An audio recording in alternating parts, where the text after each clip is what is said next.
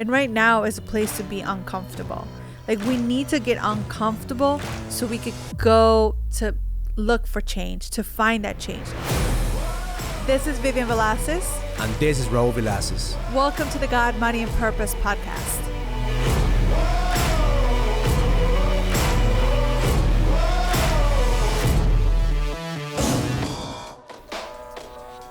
Welcome to the God, Money, and Purpose podcast. My name is Raul Velasquez, and I'm here with my beautiful co-host, Vivian Velasquez.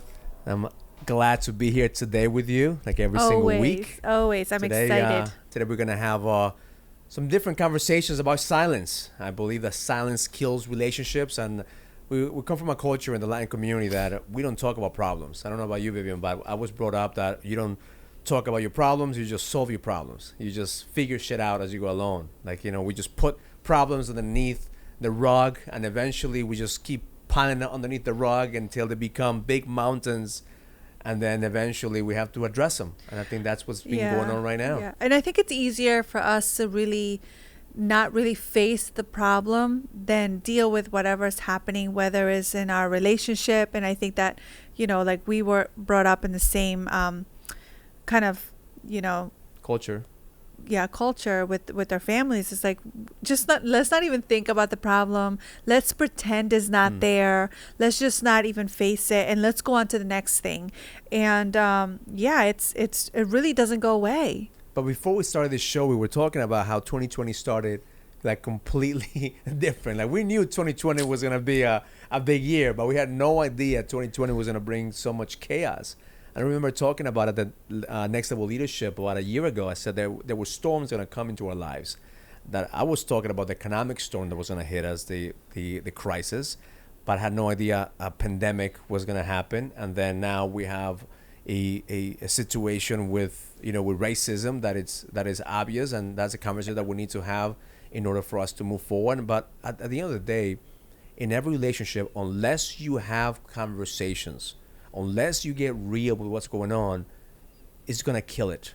In every relationship, that's what happens. Like, we don't talk about our problems. We don't talk about the situation. We don't talk about what's going on. And therefore, we ignore it. We think that it's not there. We pretend that it's not happening. And that just builds more and more animosity. It just builds more negative energy in the conversation. I just, I also think that, it's true what you said. Like, 2020, when we started, it was like such a great energy, but I think there was also like energy of change. And like we were saying before, like, something had to happen. And I know that sometimes, like, we want things to happen a certain way, and we think that things are going to look a certain way. And 2020 was that, like, at that beginning, it's like, yeah, it's going to be this amazing change.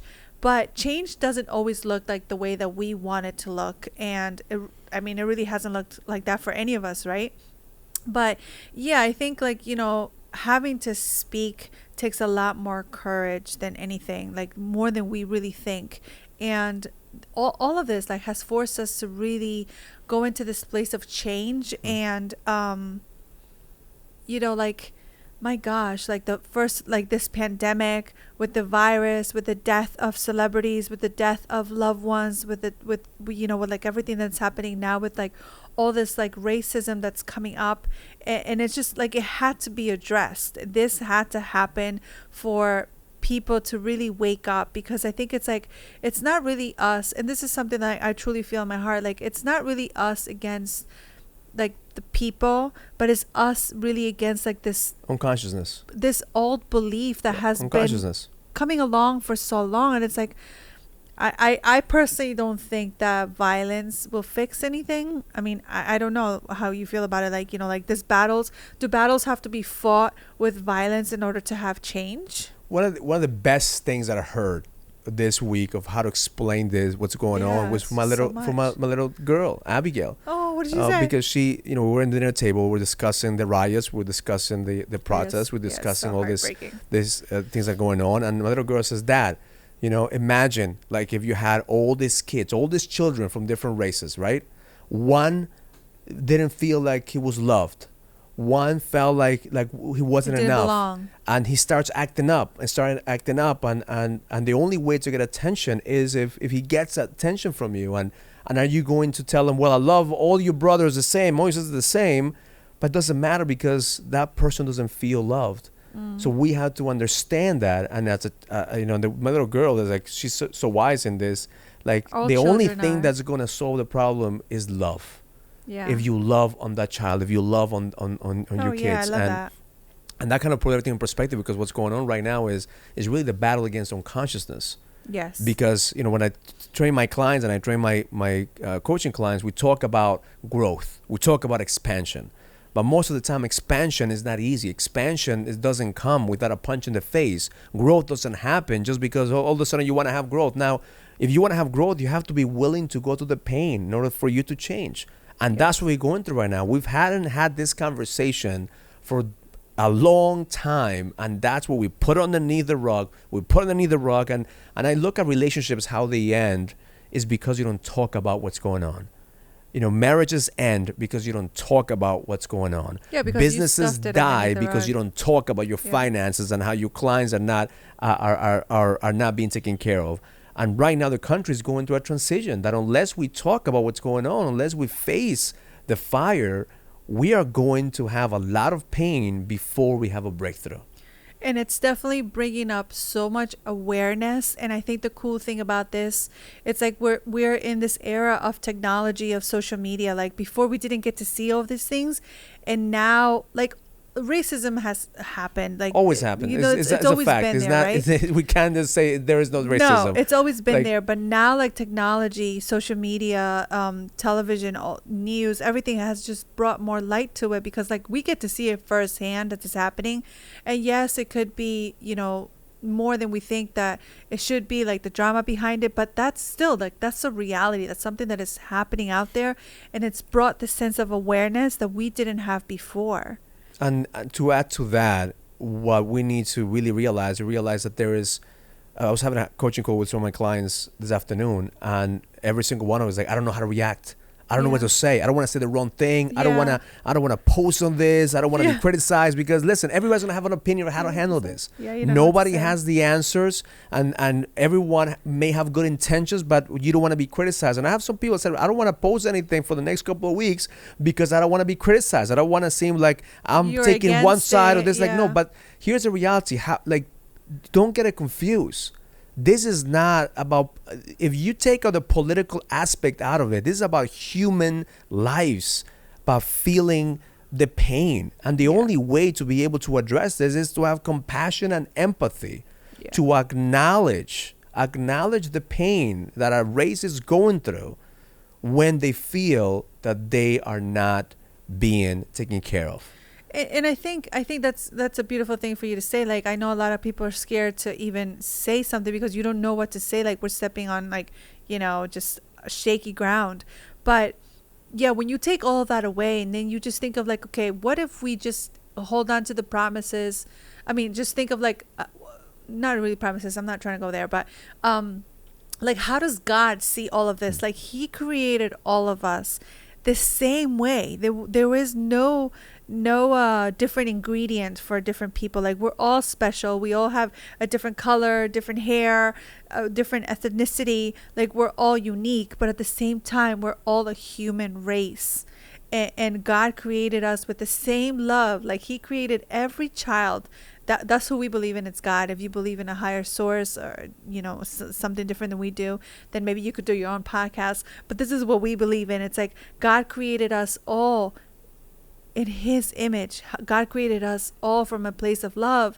So it's like, if you take politics away, like you say, if you take all this away, just to think of like, how can we help another human in this earth to actually have not to go through all this stuff that we're going through, not for someone to have to die at somebody else's hands. And that's really, it's been happening for way too long. So like, the core of the earth had to be shaken in this way in order for us to see the reality of things, the reality of how people are treating each other, the reality of like how many households, how many people are really suffering. And I think this is like, it's a start. It's really a start of like how can we change? And the change happens in each household. And I think it starts with, you know, with the like, house. It yeah, starts like, with you having it these happens, conversations with your kids. it happens with us. It happens with us as mothers. Like, how are we teaching our kids? And like, that's us taking responsibility of like, what do we say to them about this education? What do we say to them about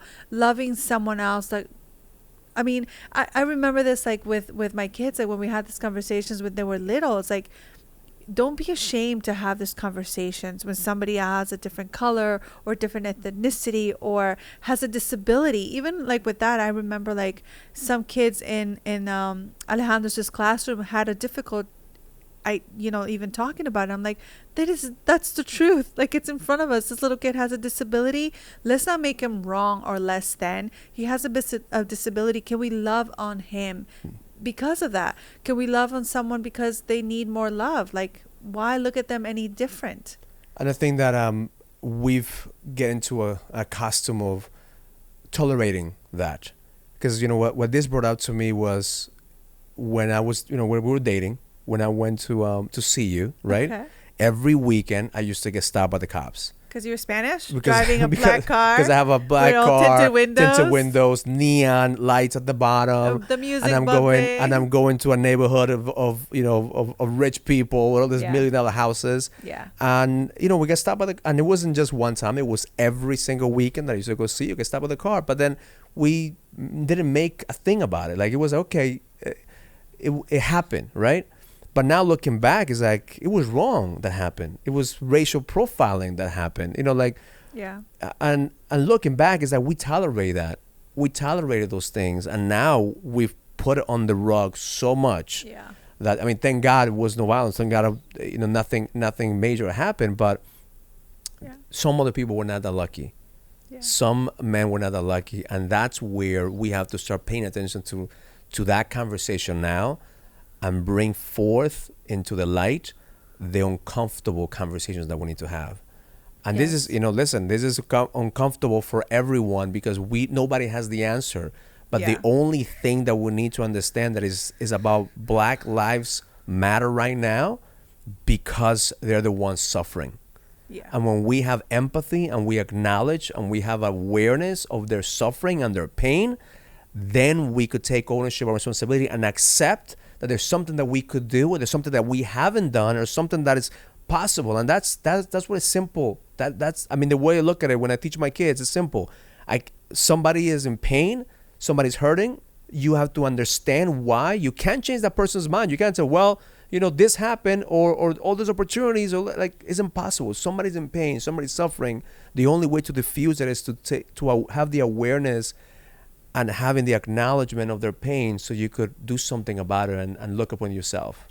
Yeah, and I think that's a great thing. Like, once you acknowledge what is happening, just the truth of it all, and it's like, if you think that, for some of us that can't really relate because, we're not African American or whatever. So it's like, you could make a change, because everyone. This affects everyone. It does. This affects everyone. Everybody can make a change. If you believe in God, if you believe in your God, whoever that is, it's like, just you praying, you speaking out loud and asking God to help us as a nation, to help us, just get through this, and to have wisdom of like, what is it that we need to do now? And I think even that in itself, it's like, you really taking responsibility and asking God, like, well, what can I do? And if you don't know at the time, I'm sure God will give you that enlightenment and tell you, like, there's certain things that we could do. There's certain things that we could say. There's certain things that we could actually take responsibility for, that unconsciously maybe we've actually, hurt people in the way that we think and the things that we say. Just taking responsibility for that alone could actually have a domino effect on how we could actually stop all of this from continuing to happen. Yeah, and the one thing I tell my clients is like, we gotta take ownership. We gotta take ownership, and we can make this about the mind. You're not going to solve this from the place of the head. You're not going to logically say, well, you shouldn't feel this way, or this, look at this, or make it political. The only way to solve this is from the heart, from the soul, having the empathy and the love for another human being, saying, I understand, I see your pain, I feel your pain, I see you. Yeah. And this, we could take this back to our relationships. So that's the reason the relationships suffer, because we don't talk about the hard shit.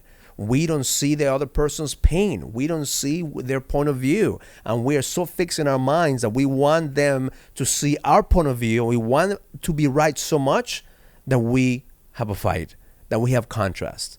And we forget about the other person. And I think a lot of the time, especially like in relationships, it's like you forget about the other person and what they're feeling and what they're going through. And I think it's something so important. Like you said, it's like once we have that empathy for someone else, and empathy is really like putting yourself in somebody else, in that person's shoes, and feeling, even like, you know, for me, like I'm just trying to think of like, oh my God, like the person that died, the people that have died in the past because of all this violence, it's like they leave a family behind. Like I have a family. If you can't relate to color, relate to your family, relate to something that you could actually put your heart and your soul into and actually feel what somebody else would feel. And from that place, then you can say like, I understand, I see you, I take responsibility for whatever it is that you could take responsibility for. And then from there, it's like it's a way different actions that we take. So what can we take from this? What are some good news about this, right? Some of the good news about this is that this is bringing us closer.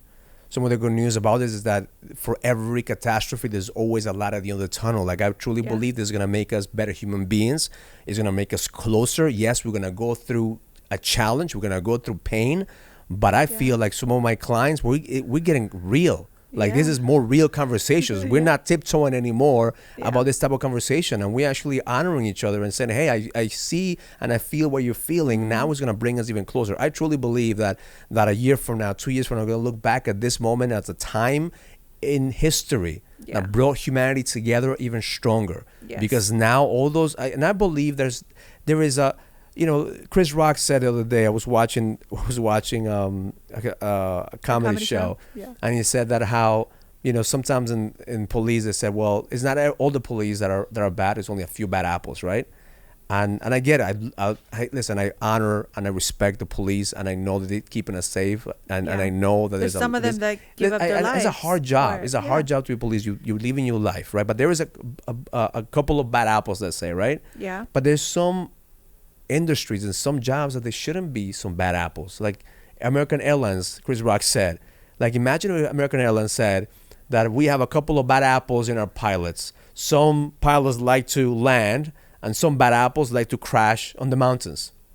It's unacceptable. It's unacceptable. You would not tolerate it. Because it would not tolerate it. So the same thing in any field that you have the power or authority over another human being shouldn't be bad apples, or shouldn't accept bad apples, or have the system to correct it. I think that is one of the main things that we could actually start looking at, because it benefits everyone. Yeah. Because it benefits everyone. And the moment that we get rid of the bad apples in authority, it benefits the entire human race, because now we could feel safe overall. Or at least, well, I don't know if you could get rid of all the bad apples, but at least have someone to monitor who those bad apples could be, or tentative could be, because a lot of the times we just give someone a title and it's like, do they really deserve that title? Or maybe do they need like some management in between?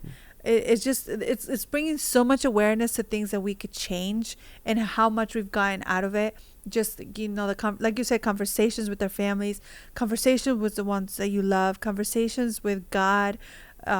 It's just, you know, like everything, out of everything bad, God has a gift behind it. And I think like if we are able to really like sit back and see like what is the gift behind all of this, there are many gifts for every one of us. And if you're afraid, and if you listen to this and you maybe you don't agree with us, or you don't, you know, you think that we're taking things out of proportion, understand, you just need to be aware that there is a problem. That's it. Awareness, acknowledgement, and then accept that people are feeling a certain way. It goes a long way. So don't be afraid of what you may say, or what may think, people may think. Just bring light to this. I ask yourself, check yourself, and how am I feeling? How can I learn from this? Because it's not about being perfect. None of us are perfect. You know, Jesus was the only one that was perfect, and he got crucified. And now we're here talking 2,000 years later about some similar problems that they went through in his time. And now we have the opportunity to learn from this. We have the opportunity to grow from this. We have the opportunity to bring our families close together and have this conversation with your kids. That's what we're doing. Yeah. Our kids are constantly learning from this. I'm learning from my kids because I don't have all the answers. That's right. You know, my first thought when I saw that video, I said in the last podcast, was to punch somebody in the face. I was so angry. But then once you start channeling that anger, process that anger, is okay, what can I do with this anger? Yeah. How can I channel it and not make it destructive? Because you're right, violence is only going to breed more violence. Hate is going to breed more hate. The only way to overcome this is to come together and have empathy, have love, and just solidarity with other people, and just realize that we have to come together as one, as a unit, to be able to combat evil. Because that's what it is. At the end of the day, we combat an evil. Yeah, and I was going to say that evil energy. You definitely have to have a battle with everything that is happening, but it doesn't mean that it needs to be a battle with force and with violence. I think it needs to be like the battle with all that we are as human beings. Like, we don't want, I mean, I'm not asking for peace right now, because peace is such a comfort place, and right now is a place to be uncomfortable. Like, we need to get uncomfortable so we could go to look for change, to find that change. Like, if you're uncomfortable right now, like, this is good. Like, it's good. You need to be there. Like, you need to be uncomfortable because you need the change. Maybe you need to be uncomfortable and have a conversation. You need to be uncomfortable and do something for someone else. I think a lot of the times too, like in this humanity, in this race now, is like we just looking to do stuff for ourselves.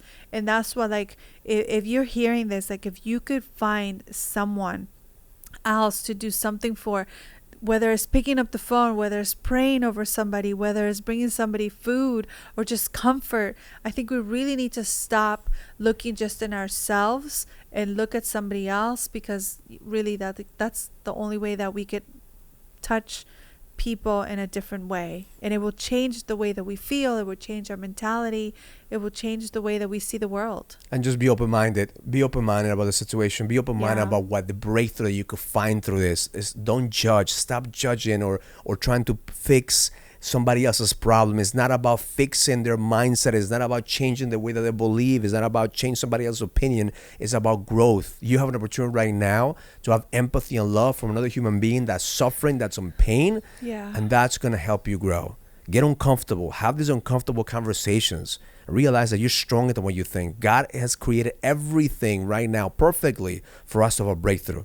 We are raising our level of consciousness right now. We are bringing light to the darkness. We're bringing awareness to see how can we improve as leaders, as businessmen, as fathers and husbands. We have the duty to lead our families out of this pandemic, out of this crisis, out of this storm, and become better out of this. Don't hide from the storm.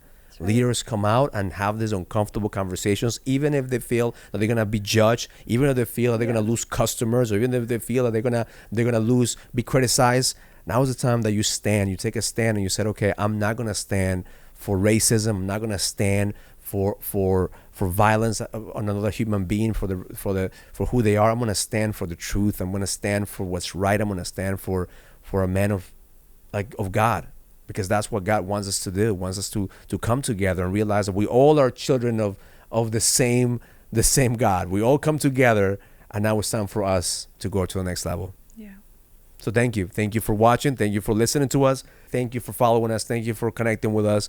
Again, we're here to have the tough conversations that sometimes as leaders we don't know what to say. And I'll be honest, with the first couple of days, I didn't know what to say. I didn't know how to react, and I was in the same path. I was angry. I thought it wasn't gonna go as far as it has gone, and I'm thankful that now everyone is listening.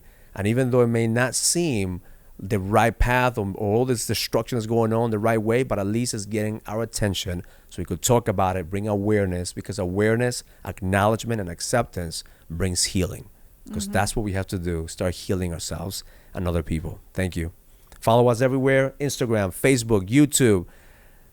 Where else? That's it. Don't follow us into our bedroom. That's where we keep it private. Thank you. Learn it, live it, experience it. Love life. Love life.